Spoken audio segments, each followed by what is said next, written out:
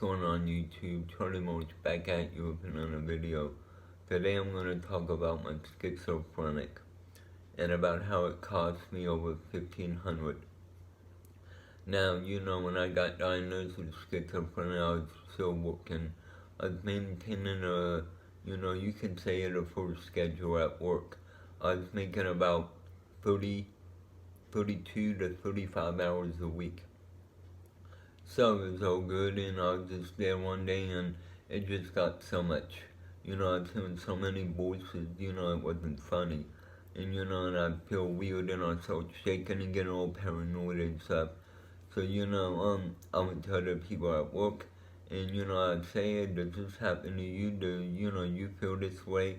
And, they kept looking at me like, no, I'm not feeling that way. Like, you need some kind of help. Telling me that, making me feel like, it's just the biggest thing in the world. So I said, fine. I said, I'm going to get some help. So I called, I went home and I talked to my friends about it. And, all they said is like, you don't need no help. Everybody thinks that way. Everybody gets depressed and hears voices and stuff like that. And that's not the way I hear voices or whatever. I don't think I talked to a lot of people, and a lot of people said they don't experience stuff like that.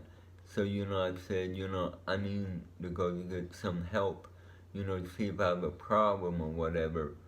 So I set the appointment up, and I've seen a lady. She was very nice, and, she heard my problems and, what I was experiencing, and, the voices with everything. And she was very nice, very nice. She said, I think you have schizophrenia. And, from hearing the news and the movies and everything else, like, only crazy people that want to hurt people and harm people are the only ones that have schizophrenic.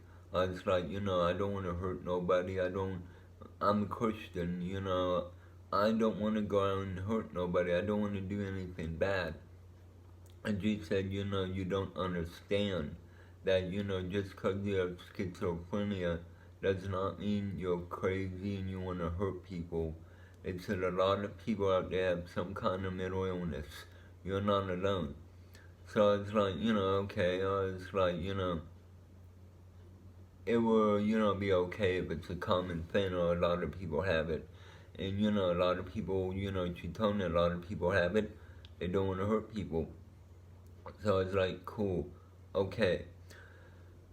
So anyway, she said, I think it'd be good if I put you in a group, where you can talk about your problems, learn about schizophrenia, and, so you have a better understanding about it, so you're not, so you can learn that is a common thing, that, you don't gotta be crazy to have schizophrenia. So I was like, she said, I'll set you up an appointment to see the doctor. So I was like, okay, I was like, if it's gonna help me, I'll do anything to get, calm, and, stuff. So, she walked me out for an appointment to see the doctor, and I seen the doctor in about 2 weeks at the time I was taking this, seen her. And she said, okay, I'm going to put you in group now. So, then that time group came around, I was in group. And it was a real nice lady, and a nurse was in it. The nurse was in it because it was about medication. And, if you had a question about medicine or procedure or something like that, that's why the nurse was there, so you can ask the nurse about how medicine affects you, why it's a good medicine, and stuff like that. So she was there to, do that matter. So, I talked to her, and, just helpful or whatever, learning the medicine. But, that's what it was about, learning the medicine and stuff like that, and getting it off your chest and everything like that. So, all the way I like going to group. And the way the appointments were set up, I'd see the doctor about 2.5, 3 months later, maybe a little bit later. So it was mainly rough around 3 months. But they had their, so it was like 3 months and a week since I could see her.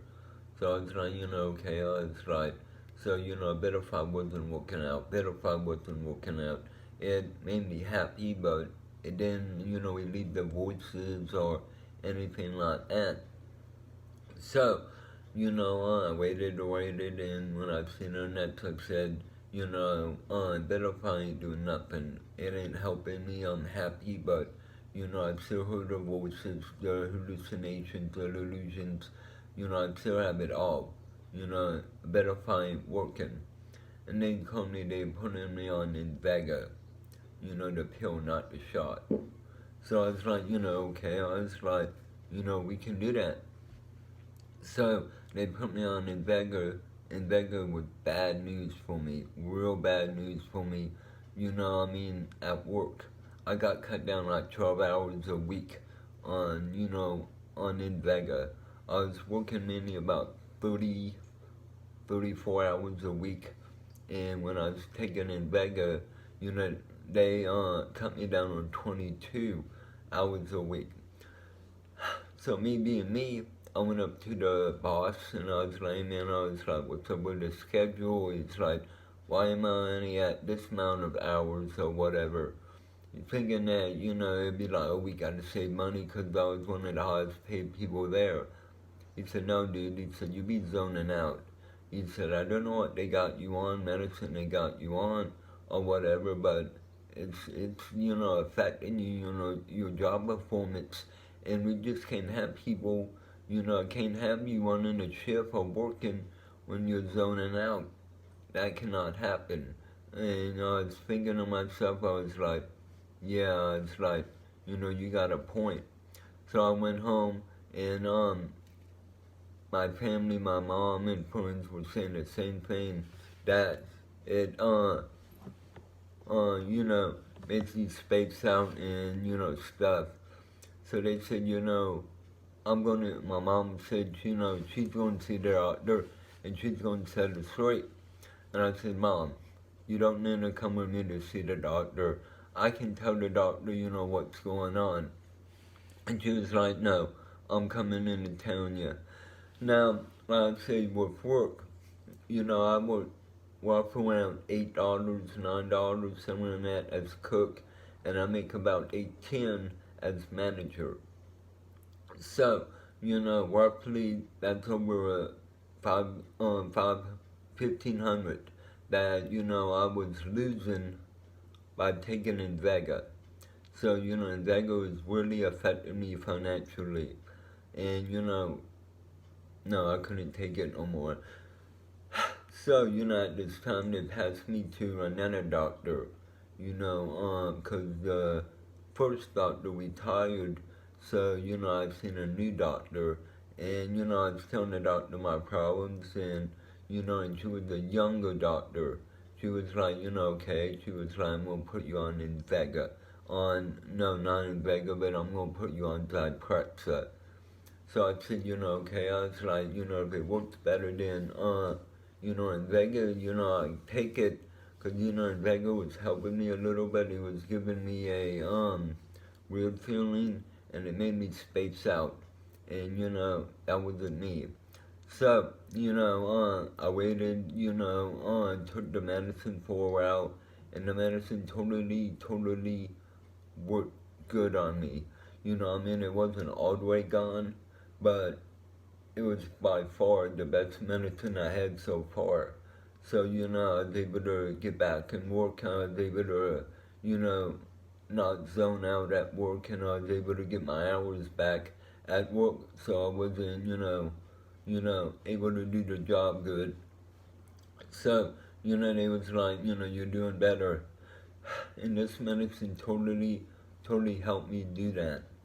Now, the second doctor, nurse practitioner, or however you want to say it, relocated. So they had to put me on so I seen the doctor. And again, before I seen this doctor, I was talking to a group about me having a doctor's appointment.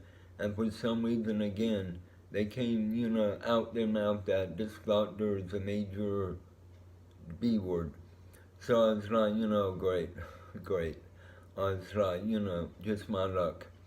So, the time came and, I met with her. And I don't know what's up with these people saying people are major bad or B or something because, I've seen every doctor there that people said something bad about. They wasn't bad to me. They didn't disrespect me or anything. You know what I'm saying? So, when I went in and seen her, I told her about it, what's going on. And she said, okay. She said, I'm going to increase your dose. So, the doctor, very, very calmly, very, respectfully, I respect her. I didn't go in there, and saying, you need to do this, you need to do this, yeah, and get an attitude before I sat down. She said, what's going on, how your symptoms going, the medicine's going on, what's going on with you. And I said, I'm still hearing voices, I have delusions, but, they ain't as bad as when I was on anything else. So she said, okay. She said, I'm going to waste your dose of your Zyprexa syrup, and maybe that'll help you. So I was like, alright, I was like, we'll try it. So, that's what she done. She increased my dose of Zyprexa, and, it helped way better than anything else. Now, I'm still hallucinating, but, audio, visual, and stuff like that, delusions, but, they were cut down by about 2/3. I still have them, but they want to happen every day, all day. So, it's like, cool. So, that's why I've been taking the Zyprexa. And, they put me on Wespidone.